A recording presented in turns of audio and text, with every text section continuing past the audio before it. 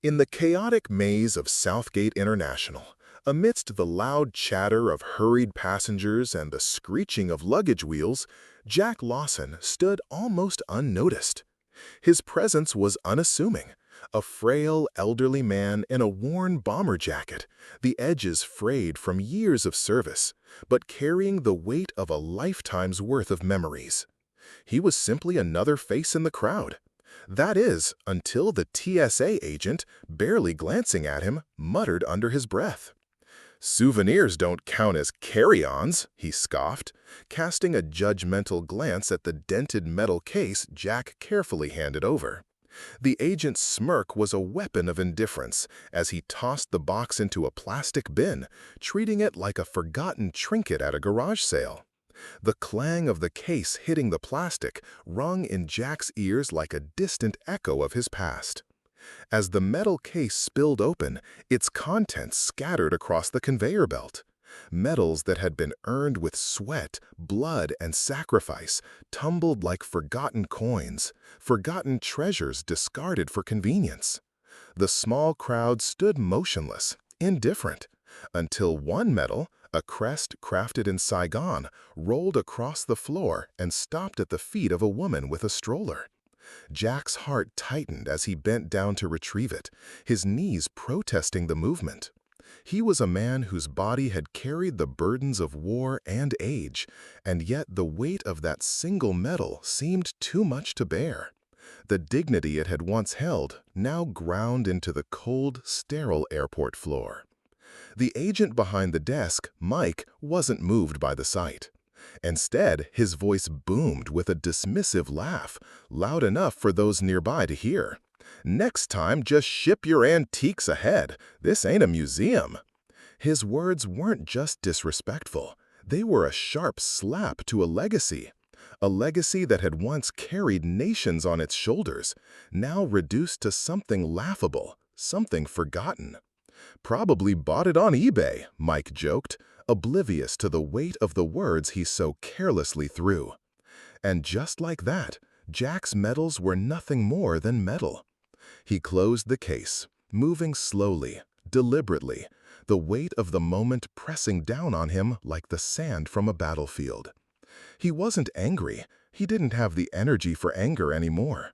He simply turned and walked away, as if the world didn't need to see him or what he had given. But one person did notice. Emma Wilson, a senior flight attendant, had watched the entire exchange from the priority line. She had seen the sharpness in Jack's movements, the subtle yet powerful grace that spoke of a man who had lived 1,000 lives and lost just as many. She made a call, and her words carried with them the urgency of something more significant than just a simple inconvenience. On the other end of that call, someone listened carefully and responded with, "Understood. What gate?" Jack sat alone at gate 12, his back straight despite the ache in his bones, his hands gently cradling the metal box that held his medals. He wasn't one for spectacle. He didn't need or want attention. But there was a deep, gnawing ache in the quiet of the terminal as he stared out the window at the planes taxiing on the tarmac. The world moved around him, people rushing to catch flights, families gathering, strangers on their phones. But no one seemed to notice the old man with the box, the one whose medals had been tossed aside like worthless trinkets. The box now sat, sealed with TSA inspection stickers, as though the very act of sealing it away could erase the history it contained. Each medal inside had been earned at a cost: Vietnam, Desert Shield, a lifetime of service carved into metal, a symbol of sacrifice and duty. Yet here he was, reduced to an invisible man in a crowded terminal. Jack didn't want anything special. He wasn't looking for accolades. What he wanted, more than anything, was simply to be treated with the respect that he had earned, the respect that seemed to have expired when the uniform came off. He had given everything to his country, had carried the weight of nations on his shoulders, and now, as a civilian, he was just another old man waiting for a flight. But as he sat there, his eyes never leaving the window, something began to change in the terminal. The steady hum of the airport seemed to fade away. The clicking of shoes on the floor slowed, the conversations dimmed, and then, through the glass doors, the unmistakable sound of polished boots on marble filled the air. Heavy, deliberate, purposeful. Jack didn't turn, but he felt it, the shift in the air. Samantha Pierce, the Secretary of Defense, walked into the terminal, her presence cutting through the noise like a blade. She wasn't flanked by a team of security guards or cameras. No entourage, just the weight of her purpose. Her eyes scanned the room, and then they locked on Jack, sitting alone at Gate 12. The moment she stepped through the sliding doors, the terminal seemed to hold its breath. It wasn't because she was someone famous or well-known. It was because her presence carried a gravity that could not be ignored. The few who recognized her straightened instinctively, unsure why they felt the need to stand taller. Passengers paused mid-step. Parents pulled their children closer. The casual chaos of the terminal stilled. At the security checkpoint, Mike, who had been joking with his colleagues just moments before, looked up in confusion as the atmosphere shifted around him. His smirk faltered, his posture stiffened. There was something coming that he hadn't prepared for. But Jack didn't move. He remained at Gate 12, his gaze fixed ahead. His life had been a series of battles, both seen and unseen, and this moment, though significant, was not something he could fully grasp yet. And then, with quiet resolve, Samantha approached. There was no need for introductions. Her gaze, steady and unwavering, fell on Jack as she stopped in front of him. The noise of the terminal seemed to fade entirely, as though the world itself paused in reverence for this man and the life he had led. Samantha Pierce didn't need to say anything at first. She simply stood before Jack, her posture straight, her expression solemn. There was no fanfare in her arrival, no speeches or cameras, no grand gestures.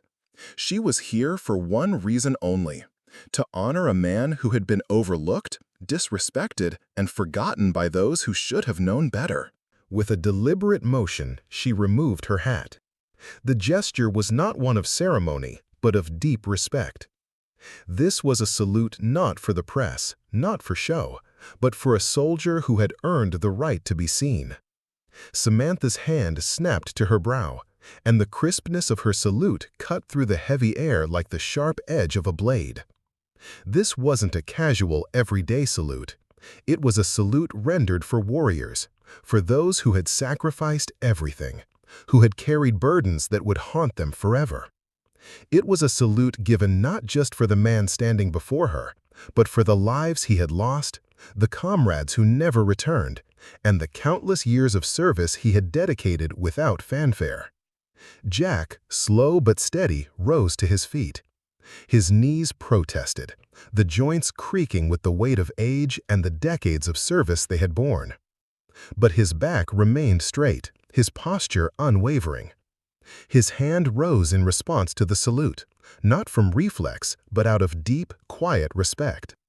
Master Gunnery Sergeant Jack Lawson had always been a man of few words, but his actions spoke louder than any words could. He didn't need to say anything. His eyes, weathered and tired, said it all. The years of war, the years of loss, of carrying the weight of the nation on his shoulders, he had paid the price for his service, and now, finally, someone had come to acknowledge it. Samantha's voice broke the silence, clear and commanding. "Master Gunnery Sergeant Lawson," she began, her words carrying a weight that no one in the terminal could ignore. "You have been disrespected by this institution.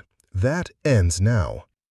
Her voice held no anger, no bitterness. It was simply the truth that had been long overdue. Behind her, aides opened a sleek, polished government case. The new display was elegant, reverent, a stark contrast to the crumpled, sealed box that Jack had been forced to carry through the terminal like some forgotten relic of a past war. The case was lined in dark velvet, its brass plate etched with Jack's name and the words, "For valor, carried quietly." With meticulous care, Samantha took the sealed TSA box from Jack's hands. She opened it slowly, reverently, her gloved fingers moving delicately over the metals inside. The Bronze Star, the Purple Heart, the Desert Storm campaign crest. Each one was a piece of history, a testament to Jack's service, to his sacrifice. She moved with a reverence that spoke of understanding that these were not just pieces of metal, but memories, battles fought, and lives forever altered. The last medal was his unit's crest, a symbol forged in Saigon, a piece of the war that had shaped him. Samantha held it for a moment longer than the others, her thumb brushing across the edge, a quiet acknowledgement of what it represented. "My father wore this same one," she murmured, almost to herself. "He always said men like you built our country, brick by brick, and paid in silence." Jack didn't respond. He didn't need to. There were no words left to say. The silence between them spoke volumes, of shared history, shared sacrifice, and of a life that had been given not for recognition, but for duty. His eyes, still steady, met hers with the kind of understanding that only those who had walked similar paths could share. As Samantha Pierce placed each medal carefully into the new box, the terminal remained in stunned silence. Even the bustling airport, usually alive with the noise of travelers and announcements, seemed to hold its breath. People watched, their phones now turned to record, but no one dared to move. It wasn't just about a veteran's medals being restored to him. It was about something deeper, something that the world had forgotten. Samantha stepped aside, her voice cutting through the stillness like a clarion call.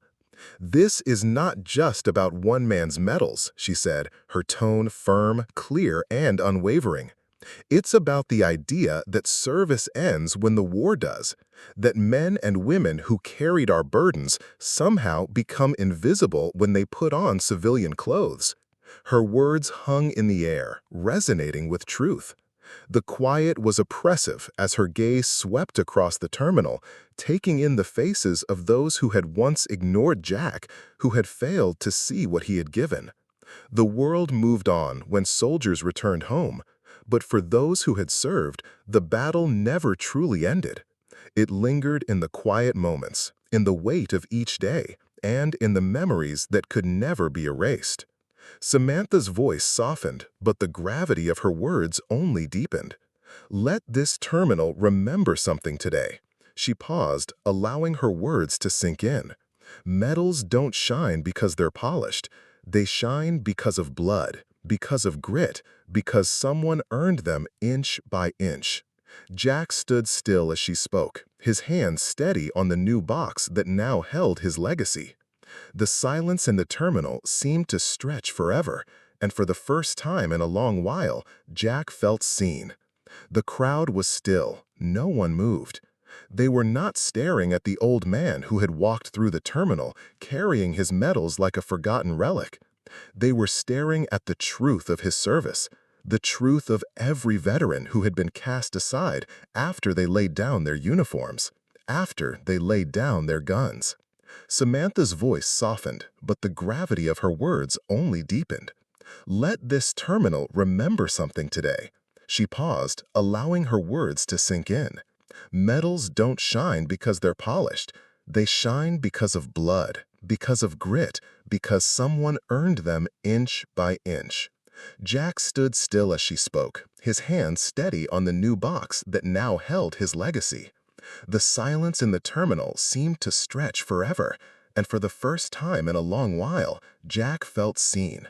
The crowd was still, no one moved. They were not staring at the old man who had walked through the terminal, carrying his medals like a forgotten relic. They were staring at the truth of his service, the truth of every veteran who had been cast aside after they laid down their uniforms, after they laid down their guns. Samantha turned to Jack and, with quiet dignity, placed the new box of medals in his hands. "Would you walk with me?" she asked, her voice soft but filled with purpose. Without a word, Jack nodded. It was a simple request, but for him, it was everything. To walk with her wasn't just an honor. It was the first time in a long while that anyone had treated him with the respect he had always deserved. It was a moment of quiet dignity, one that had been too long in coming. Together, they turned to walk, the Marine officer at Jack's side offering his arm. Jack's cap was pulled low over his eyes, a subtle gesture that shielded his emotions, but his shoulders were straight and his steps were firm. He wasn't just walking through the terminal anymore. He was walking through the reckoning that had arrived. The world that had forgotten him had been forced to stop and listen. The crowd parted in silence as they made their way down the concourse. No one dared to interrupt.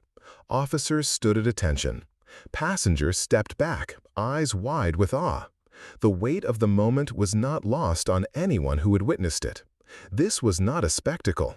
It was the recognition of a man who had served, who had sacrificed, and who had been humbled not by the war he had fought, but by the way the world had forgotten him. As they reached the security checkpoint, Samantha paused. She turned to face Mike, who stood frozen, pale, still in disbelief. The same agent who had tossed Jack's medals aside like they were nothing more than junk now stood before the very man he had disrespected. Samantha's eyes locked with his, and her voice, quiet but sharp, carried across the room. "You don't touch what you haven't earned." Mike's face flushed, his mouth opening and closing as though he wanted to respond but didn't know how. The reckoning had come, not with anger or violence, but with truth. The truth that respect for service is not optional, it is a responsibility. The weight of Samantha Pierce's words lingered in the air like a final verdict, the truth settling over the terminal with an unmistakable finality.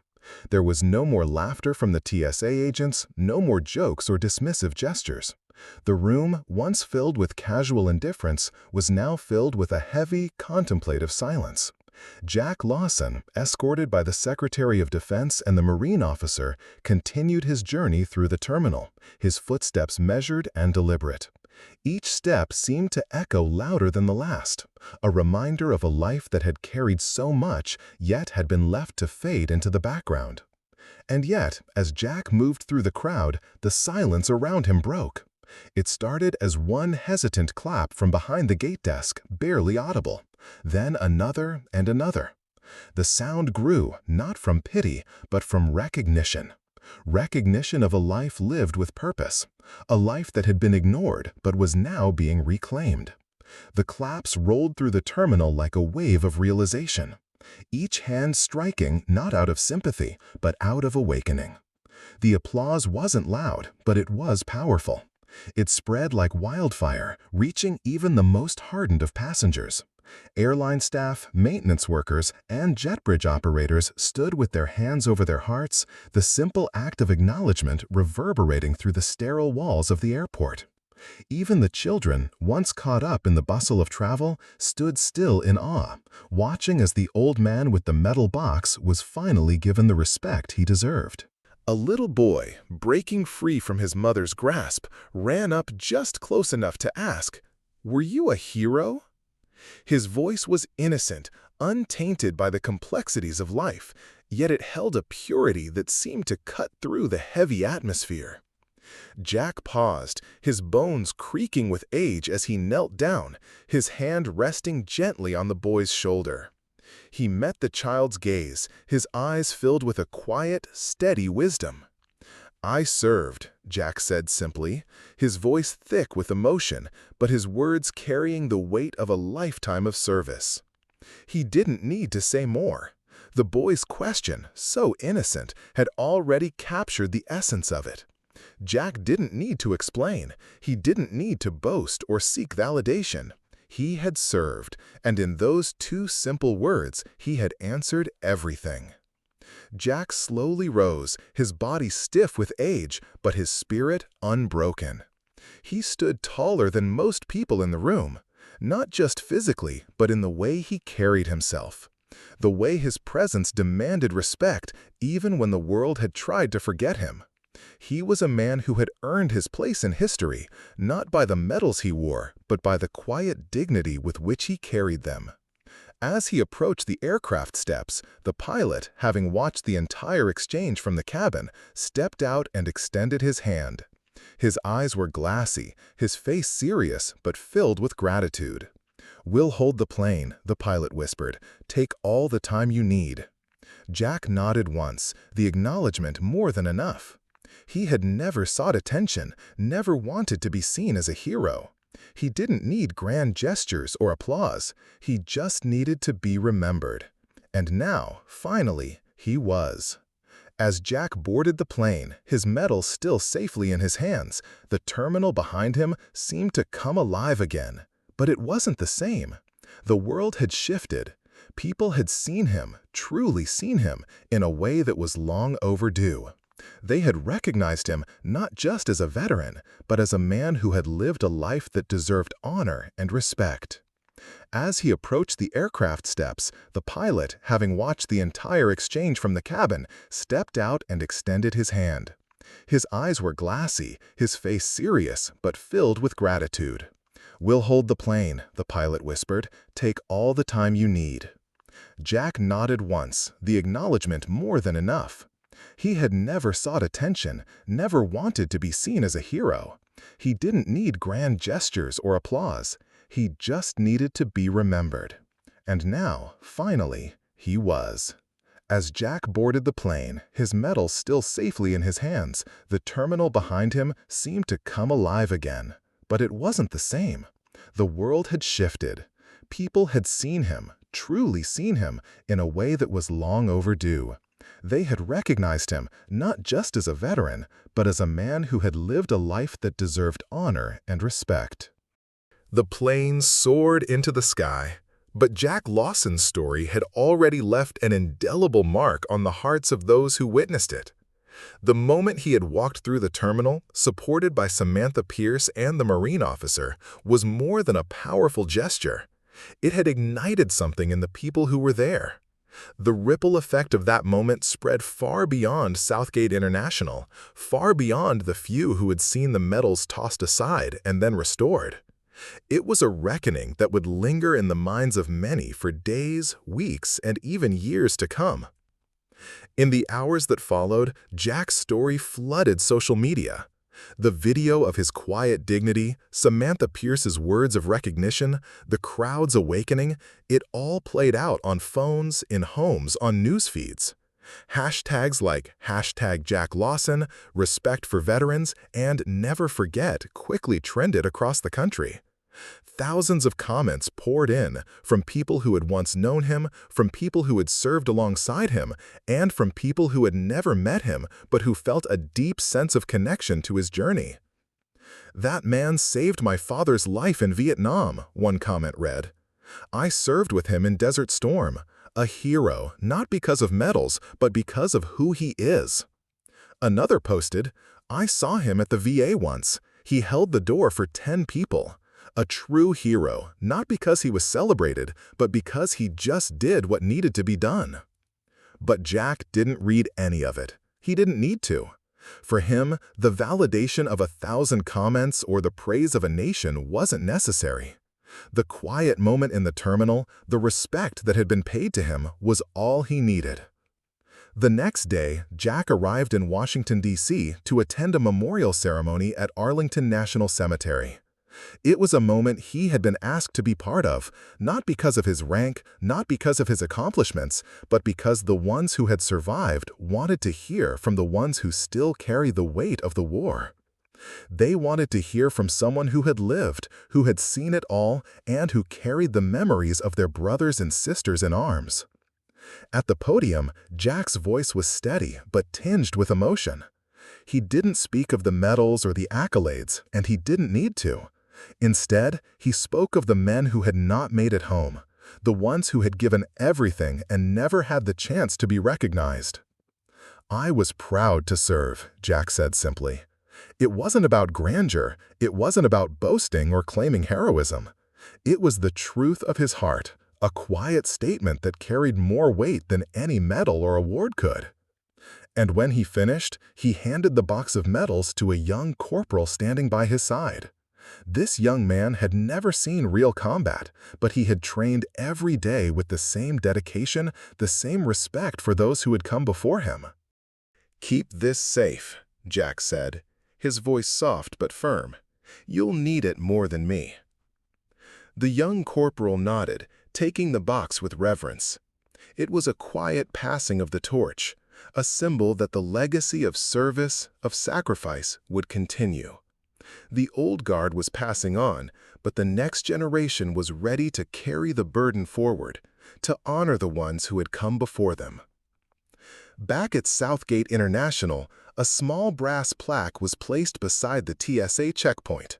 No press releases, no ceremonies, just 4 simple lines etched into metal. Master Gunnery Sergeant Jack Lawson, Bronze Star, Purple Heart, Vietnam, Desert Shield. Disrespected here, then rightfully honored. Let this never happen again. It was a quiet tribute, a permanent reminder that veterans like Jack Lawson should never be forgotten. They should never be disrespected. Their service should never be dismissed. And if you ask anyone who was there that day, anyone who saw that quiet man pick up his medal from the floor and hold it with both hands, like a memory too sacred to speak, they'll tell you that it wasn't about justice, it wasn't about revenge. It was about recognition.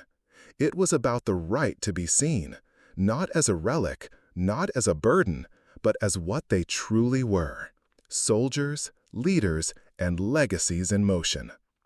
Because on that day, Jack Lawson was finally seen.